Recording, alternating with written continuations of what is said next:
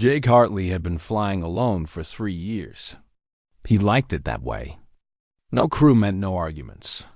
No passengers meant no complaints. Just him, his old ship, and the endless black sky filled with stars. His ship was called the Drifter. It was not a beautiful ship. The paint was faded and scratched. The engines made strange noises when he pushed them too hard. But the Drifter had never let him down, and Jake trusted it more than he trusted most people. He made his living hauling cargo between human colonies on the outer rim of known space. It was not exciting work, but it paid enough to keep fuel in the tanks and food in his belly. Jake did not need much else. He had learned long ago that wanting too much only led to disappointment. On this particular night, Jake was passing through the Valoran Nebula. It was a dangerous place.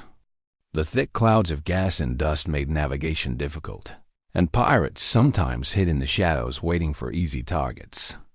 Most pilots avoided it completely, but Jake knew a shortcut through the nebula that saved him 2 days of travel time, and time was money in the cargo business. He was halfway through when his sensors picked up something strange. A signal. It was weak and broken, cutting in and out like a dying heartbeat. Jake leaned forward in his chair and adjusted the frequency. The signal was encrypted in a way he had never seen before. It was definitely not human. Jake sat back and thought about it. The smart thing to do was ignore it and keep flying. Whoever sent that signal was not his problem. He had cargo to deliver and credits to earn. Getting involved in other people's troubles never ended well, but the signal kept calling to him. It was a distress call. Someone out there was hurt and asking for help. Jake remembered what his father had told him when he was young. His father had said that a man was measured not by what he did when people were watching, but by what he did when no one could see him. Jake cursed under his breath and changed course toward the signal dot. It took him an hour to find the source. When he finally saw it, his heart sank. A ship had been torn apart. Pieces of metal floated through space like leaves scattered by the wind. Scorch marks on the wreckage told him this was no accident. Someone had attacked this vessel with extreme force. Jake scanned the debris field carefully. The ship had been large and expensive, far beyond anything he could ever afford. Golden symbols decorated some of the fragments. He did not recognize the markings at first, but then it hit him. This was a Zithari ship, a royal cruiser. The Zithari were one of the oldest and most powerful species in the galaxy.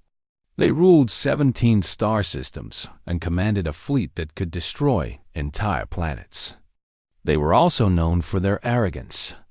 The Zithari believed themselves superior to all other races, especially humans. They called humans primitive and chaotic. They refused to trade with human colonies and closed their borders to human ships. Jake had no love for the Zithari, but that did not matter right now. Someone on that ship might still be alive. He guided the Drifter through the wreckage, dodging chunks of twisted metal and shattered glass. His sensors picked up a faint life sign coming from a small object tumbling through the debris. It was an escape pod. Jake maneuvered his ship alongside the pod and extended his docking arm. The mechanism was old and slow, but it did its job. He pulled the pod into his cargo bay and sealed the doors behind it. When he opened the pod, he found a woman inside. At least she looked like a woman. Her skin was silver, smooth like polished metal, but soft to the touch. Her hair was long and white, floating around her face like silk in water. She wore robes made of fabric that shimmered with colors Jake could not name. And on her chest, embroidered in gold thread, was the royal crest of the Zithari Empire. Jake knew immediately who she was. This was Queen Celiara. He had seen her face on news broadcasts. She was the ruler of the Zithari, the most powerful being in 17 star systems. And she was dying in his arms. Her breathing was shallow and weak. Purple blood seeped from a wound on her side. Her eyes were closed, and her silver skin had turned pale gray. She needed medical attention immediately, but the nearest station was days away. Jake carried her to his small medical bay.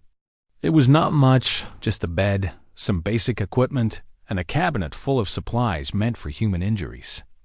He had no idea if any of it would work on Zithari, but he had to try. He cleaned her wound as gently as he could. The bleeding was bad, but the injury did not seem to have hit any vital organs. He applied pressure bandages and wrapped her torso with whatever materials he could find. When that was not enough, he used the only thing left available to him. He used strips of cloth torn from his own shirts. For 48 hours, Jake did not sleep. He sat beside her bed, monitoring her vital signs, adjusting the temperature of the room, and talking to her even though she could not hear him. He told her about Earth, about his childhood in a small town surrounded by mountains, about the dog he had when he was 10 years old. He talked because the silence felt too heavy, and because he wanted her to know that she was not alone.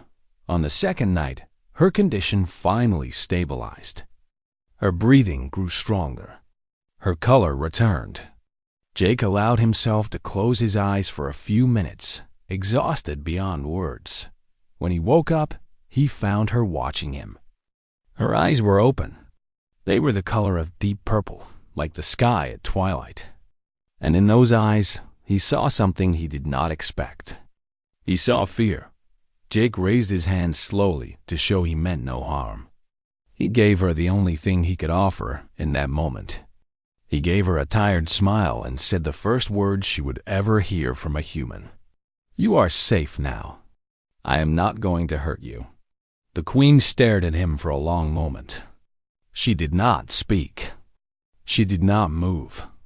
She simply watched him with those ancient eyes, trying to understand the strange creature who had pulled her from the cold embrace of death. And in that silence, something began. Neither of them knew it yet, but their lives had just changed forever. Queen Celiara had ruled the Zithari Empire for over 200 years. She had faced wars, rebellions, and assassination attempts. She had stood before armies and spoken to billions. Nothing had ever frightened her as much as waking up alone on an alien ship. With a human watching over her dot, she remembered the attack. Her cruiser had been traveling through neutral space when the raiders appeared. They had come out of nowhere, dozens of ships firing at once. Her guards had fought bravely, but they were overwhelmed in minutes. The last thing she remembered was being pushed into an escape pod by her captain before an explosion tore the ship apart. Now she was here, in a tiny room that smelled like metal and recycled air. The ceiling was low. The walls were covered with pipes and wires. Everything looked old and worn. This was clearly a vessel of no importance, crewed by someone of even less importance, Dodd, and yet that someone had saved her life. The human called himself Jake. He was not tall. He was not particularly strong. His clothes were simple and dirty. His face was covered with rough hair that had not been shaved in days. By Zithari standards, he was unremarkable in every way, but there was something in his eyes, a warmth that confused her. When he looked at her, he did not look at a queen. He looked at a person who needed help. Celiara tried to sit up, but pain shot through her side, and she fell back against a thin pillow. Jake was beside her immediately, his hands gentle as he helped her lie down again. "Easy," he said. "You lost a lot of blood. Your body needs time to heal. Where are we?" Her voice was harsh from disuse. Speaking the human language felt strange on her tongue, but all Zithari royalty were taught to speak it. One had to understand the language of lesser species to control them. "We are still in the Valoran Nebula," Jake answered. "I am taking you to the edge of Zithari space. Your people will be able to find you there." Celiara studied him carefully. "Why?" Jake looked confused by the question. "Why what? Why did you save me? Why are you helping me?" She narrowed her eyes. "What do you want?" Jake sat back in his chair and picked up a metal cup from the table beside him. Steam rose from the dark liquid inside. He took a sip before answering. You were hurt. Your ship was destroyed. What was I supposed to do?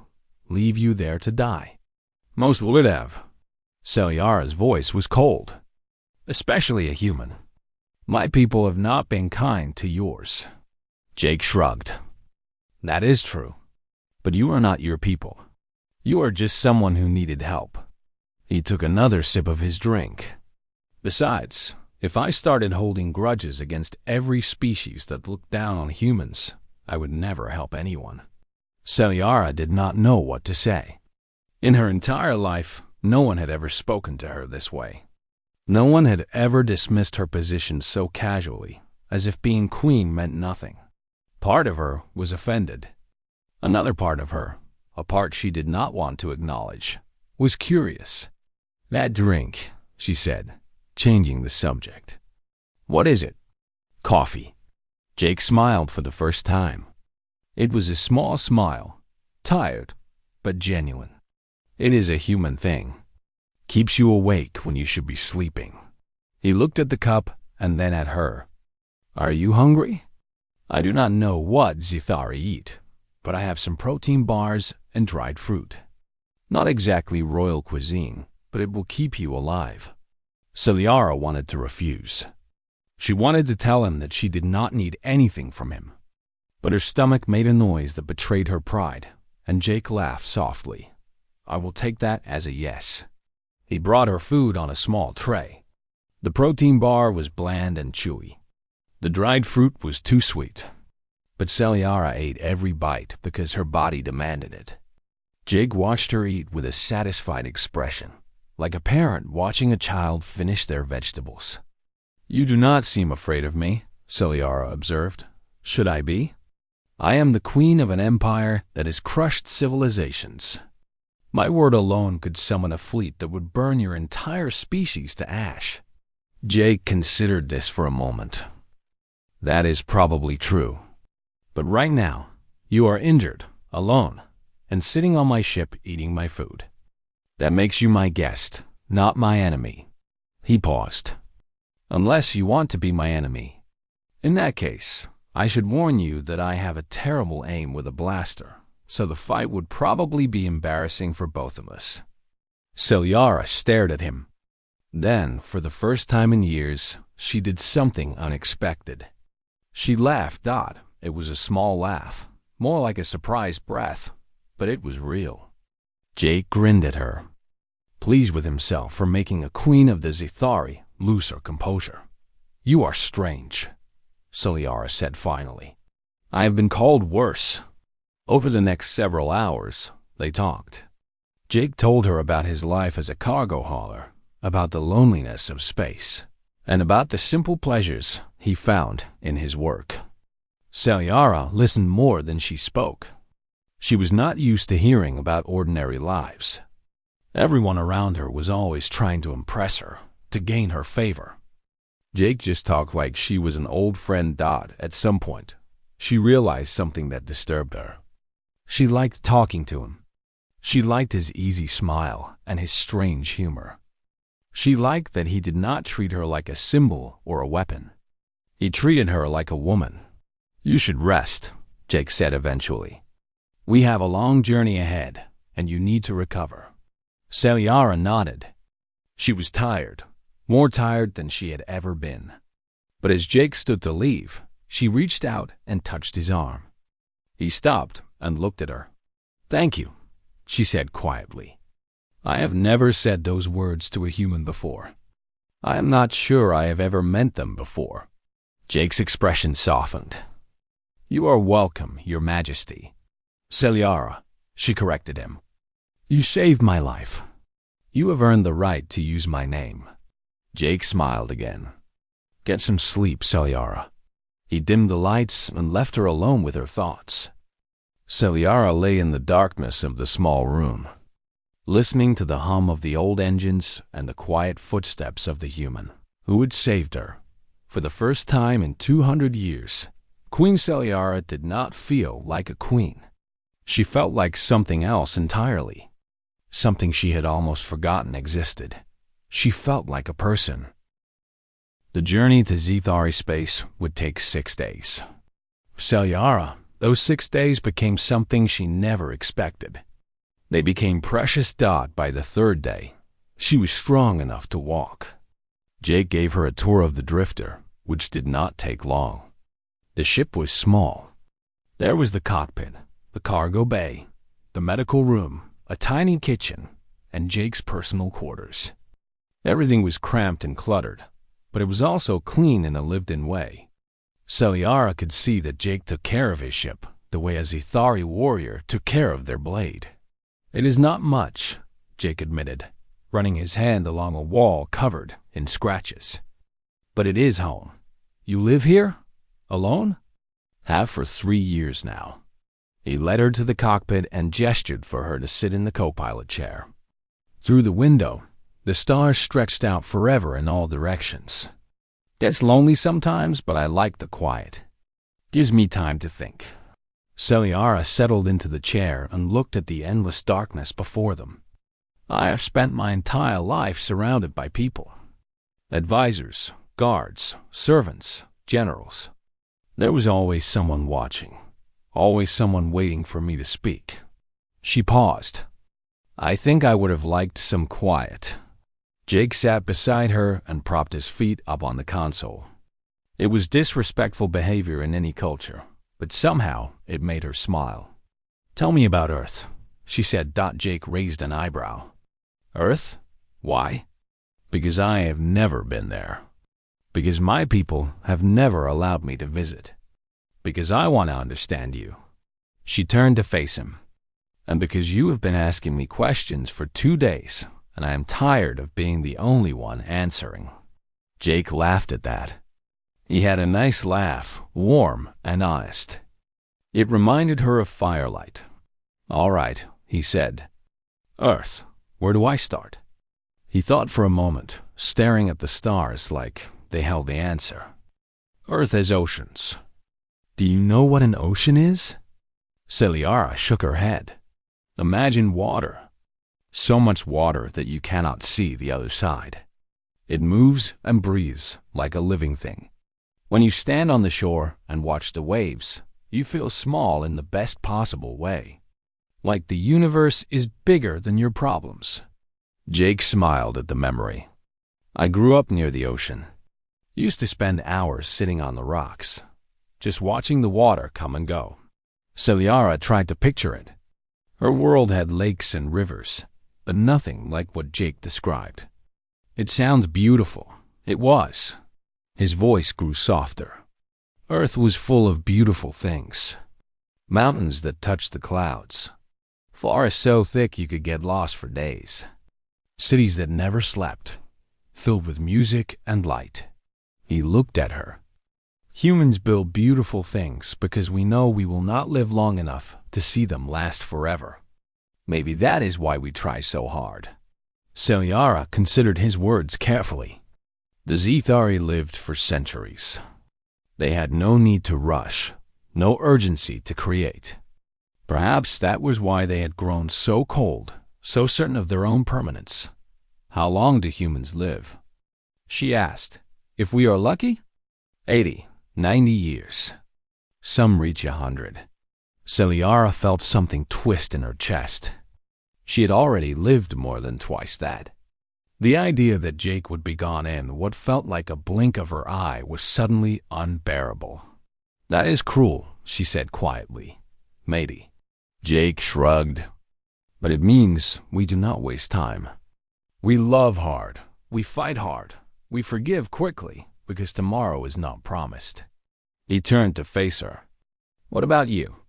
What is it like, living for centuries?" Celiara was silent for a long moment. No one had ever asked her that question before. Everyone assumed that immortality was a blessing. "It is lonely," she admitted. "You watch everyone you love grow old and fade while you remain the same. You carry memories that no one else shares. You become a monument instead of a person. People worship you, fear you, obey you. but no one truly knows you. After enough time, you begin to wonder if there is anything left to know. Jake reached over and took her hand. His skin was warm against her silver fingers. He did not say anything. He did not need to. The gesture itself said everything.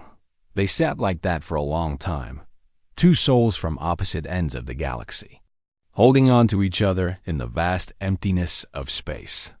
On the fourth night, something changed. They had spent the day talking about nothing and everything. Jake made her try his terrible coffee. She made him laugh with stories of diplomatic disasters she had witnessed over the centuries. By the time the artificial lights dimmed to simulate evening, they had moved from the cockpit to Jake's quarters. The room was small. The bed was narrow. But when Jake looked at her in the soft light, Selyara did not see a cargo hauler or a human or any of the things her people had taught her to despise. She saw a man who had saved her without expecting anything in return. A man who made her laugh. A man who looked at her like she was worth more than her crown. "This is foolish," she whispered. "We are from different worlds. After tomorrow, we will never see each other again." Jake stepped closer. He cupped her face in his hands, his touch impossibly gentle. Probably true. But does that have to matter? Selyara knew it should matter. Every lesson she had ever learned told her it should matter. But when she looked into his eyes, she found that she did not care. For one night, she chose to stop being a queen. She chose to be a woman. And Jake chose to give her something no one else had ever offered. He gave her tenderness. He gave her honesty. He gave her the freedom to be vulnerable without fear of judgment. When they lay together afterward, wrapped in each other's arms as the ship drifted through a field of dying stars, Selyara felt a tear slide down her silver cheek. She could not remember the last time she had cried. "What are you thinking?" Jake asked softly. "I am thinking that I do not want this to end." Jake kissed her forehead. "Neither do I." But they both knew it would end. They both knew that tomorrow would come, and with it, the weight of reality. She was a queen. He was a ghost passing through her life. Some things were never meant to last, but that did not make them any less real. That did not make them any less beautiful. For one night, in a tiny ship lost among the stars, a human and a queen forgot the universe that divided them. And though neither of them would ever forget what they shared, neither of them would ever speak of it again. Some memories are too precious for words. The fifth day arrived whether they wanted it to or not. Time did not care about wishes or feelings. It simply moved forward, dragging everything else along with it. Selyara woke up alone in Jake's bed. For a moment, panic seized her chest. She thought he had left her, abandoned her somewhere while she slept. But then she heard the familiar hum of the coffee machine in the kitchen, and the sound of his footsteps on the metal floor. She found him standing at the stove, stirring something in a small pot. He looked tired. There were dark circles under his eyes, and his shoulders sagged like he was carrying an invisible weight. "Morning," he said without turning around. "I am making breakfast. It is just protein paste mixed with dried vegetables, but I tried to make it look nice." Selyara stood in the doorway, watching him. He was pretending that everything was normal. He was pretending that today was just another day. But she could see through the act. She had spent her entire life reading people, and Jake was easier to read than most. He was hurting. She walked up behind him and wrapped her arms around his waist. Jake stopped stirring and stood very still. She pressed her cheek against his back and listened to his heartbeat. It was faster than usual. "We do not have to talk about it," she said quietly. "But do not pretend that you are okay when you are not." Jake set down the spoon. He turned around and pulled her into a proper embrace, his arms tight around her like he was afraid she might disappear. "I knew this was temporary," he said into her hair. "I knew from the beginning. I just did not expect it to hurt this much." Celiara closed her eyes. Neither did I. They stayed like that for a long time, holding each other in the tiny kitchen of an old cargo ship. Two people from worlds that should never have met. Finally, Jake pulled back. His eyes were red, but he forced a small smile. "Come on, we should eat. You are still recovering, and you will need your strength." They ate breakfast in silence. The food was bland, but Celiara ate every bite because Jake had made it for her. When they were finished, Jake cleaned the dishes while she watched him work.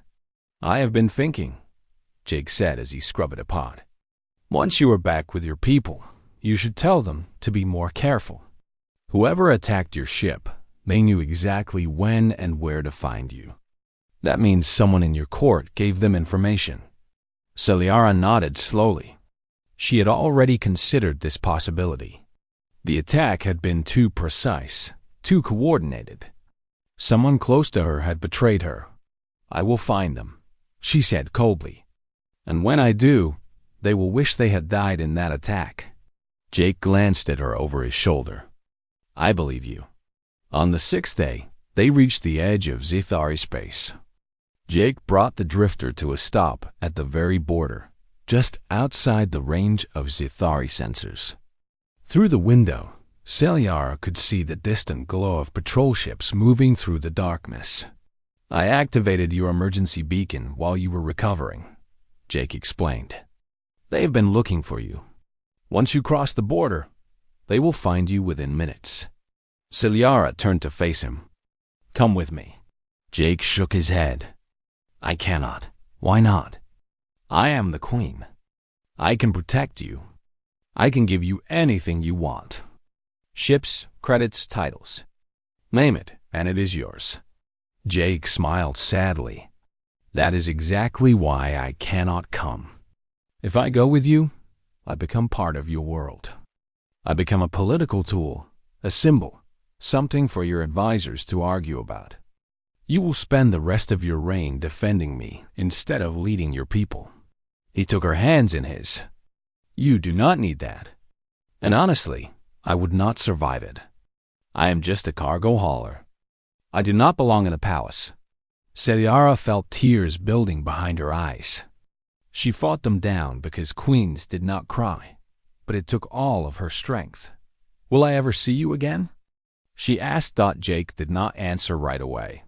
He looked at her for a long moment, memorizing her face like he was trying to capture it forever. Then he leaned forward and kissed her forehead, soft and slow. "Take care of yourself, Celiara," he whispered. "And remember what I told you. Humans are not lesser. We're just different. If you remember nothing else, remember that." He led her to the cargo bay where the escape pod waited. It was the same pod he had rescued her from, now repaired and ready to launch. Celiara hesitated at the door, unable to take the final step. "Jake," she said, "go." His voice cracked, but he kept his composure. "Your people need their queen back." Celiara stepped into the pod. She turned around and looked at him one last time. He was standing in the doorway, silhouetted against the dim lights of the cargo bay. He raised one hand in a small wave. The pod door closed between them. Celiara felt the pod launch, pushing her away from the drifter and toward the border. Through the tiny window, she watched Jake's ship grow smaller and smaller until it was just a speck against the infinite black, and then it was gone. The drifter vanished into the nebula, like a ghost slipping back into the shadows. No flash of light. No trail of engine fire. One moment it was there, and the next it simply was not docked by the time the Zithari patrol ships found her pod. There was no trace of the human or his vessel. The sensors showed nothing. The logs recorded nothing. It was as if he had never existed at all. When the rescue team opened the pod and saw their queen alive and well, they fell to their knees in relief. Admirals wept. Generals praised the ancestors. The entire empire celebrated her return from the dead, but Celiara did not celebrate. She stood on the bridge of the flagship, staring out at the place where she had last seen him. Her people asked what had happened. They asked who had saved her. They asked how she had survived. She told them the truth. She told them that a human had pulled her from the wreckage, healed her wounds, and returned her safely without asking for anything in return. They did not believe her. No human could be that selfless. They said, no human could be that brave. There must have been some trick, some hidden motive. Celiara did not argue with them. She simply walked away and retired to her quarters. That night, alone in her room, Queen Celiara finally allowed herself to cry. She cried for the man who had saved her. She cried for the night they had shared. She cried for the goodbye that had come too soon. And somewhere, lost among the stars, Jake Hartley sat in the cockpit of the Drifter and watched the Zithari fleet disappear into the distance. He did not cry. He just took a sip of his cold coffee and whispered a single word into the empty darkness. Goodbye. 10 years passed. In the endless timeline of the Zithari Empire, 10 years was barely a heartbeat. But for Queen Celiara, those 10 years felt like a lifetime. She had changed. Everyone who knew her could see it. The Cold Queen, who had once dismissed other species as beneath her concern, now spoke of diplomacy and understanding. The ruler who had closed her borders now opened them to trade and cultural exchange. The monarch who had never smiled now occasionally laughed at jokes that were not even particularly funny. Her advisors whispered among themselves. They did not understand what had happened to her during those 6 days when she had been lost and presumed dead. Whatever she had experienced had transformed her into someone they barely recognized. Celiara did not explain herself to them. She did not owe them explanations. She simply led her empire in a new direction and trusted that history would judge her choices. The first major change came within a year of her return. She announced that the Zithari Empire would establish formal diplomatic relations with the human coalition. The announcement caused chaos among her court. Traditionalists screamed that she was betraying their ancestors. Military leaders warned that humans could not be trusted. Religious figures claimed that contact with lesser species would corrupt their culture. Celiara listened to all of them. Then she ignored all of them. The first human ambassador arrived on her homeworld 3 months later. He was a middle-aged man with gray hair and nervous hands. He expected to be treated with contempt. Instead, the Queen welcomed him personally at the landing platform and invited him to dinner at the palace. The ambassador later described the experience as surreal. He told his superiors that Queen Celiara had asked him genuine questions about human culture, human art, and human philosophy. She had seemed genuinely interested in his answers. She had treated him not as a representative of a lesser species, but as an equal. Trade agreements followed. Cultural exchanges began. Young Zithari traveled to human worlds to study their chaotic and passionate way of life. Young humans visited Zithari colonies to learn their ancient wisdom. Slowly, carefully, the two species began to understand each other. Not everyone was happy about the changes. There were protests. There were assassination attempts. There was even a brief civil war when 3 systems declared that they would never accept the Queen's new policies. Celiara crushed the rebellion with ruthless efficiency, then immediately extended mercy to those who surrendered. She was trying to build a new future, not drown in old blood. Through it all, she never forgot him. On quiet nights, when her duties were finished and the palace was silent, she would stand at her window and look toward the stars. Somewhere out there, a man was drifting between worlds in an old ship. Somewhere out there, he was drinking terrible coffee and helping strangers who would never know his name. The stories began to appear around the 5th year. Tales from the outer rim of the galaxy, from places where law was weak and help was rare. People spoke of a human who appeared when all hope was lost. A cargo hauler who would emerge from nowhere, save the day, and vanish before anyone could thank him. A merchant whose ship was attacked by pirates claimed that a single human vessel had driven off the attackers and towed his crippled ship to safety. A colony struck by plague said that a stranger had delivered medicine and left before the doctors could ask for his name. A child lost in the wreckage of a station disaster said that a kind man had carried her to an escape pod and told her to be brave. No one ever caught his name. No one ever got a clear image of his face. He was a shadow, a rumor, a whisper passed between travelers in lonely ports. The Zethari began calling him the Wanderer. The humans called him the Ghost of the Rim. Neither name was quite right, but both captured something true. He was a man who belonged nowhere and everywhere at once. Sayara collected every story she could find. She had her intelligence agents track the reports, analyze the patterns, search for any clue that might lead her back to him. But Jake was clever. He never stayed in one place long enough to be found. He never repeated the same route twice. He moved through the galaxy like water through fingers, impossible to hold. Sometimes she wondered if he knew she was looking for him. Sometimes she wondered if he was hiding from her on purpose. On the 10th anniversary of her rescue, Sayara made a decision. She commanded her artisans to create a monument. Not a statue of herself or her ancestors, but something else entirely.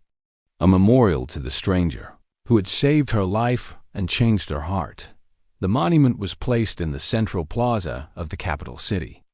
It depicted a simple cargo ship rising toward the stars, its hull battered but unbroken. Beneath it, carved in gold letters, was an inscription in both Zethari and human languages. It read, "To the ones who help without being asked, who give without expecting return, and who disappear before we can say thank you. You are not forgotten." When the monument was unveiled, Sayara stood before her people and gave a speech. She spoke of the attack that had nearly killed her. She spoke of the human who had pulled her from the wreckage. She spoke of his kindness, his humility, and his refusal to accept any reward. "I was taught that humans were primitive," she said, her voice carrying across the silent crowd. "I was taught that they were chaotic and short-sighted. But I learned that their chaos is also passion. Their short lives make them treasure every moment. Their supposed weakness is actually strength, because they help others even when it costs them everything."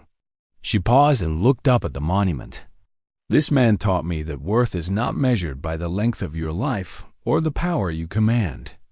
It is measured by what you do when no one is watching, by whether you reach out to help a stranger simply because they need help."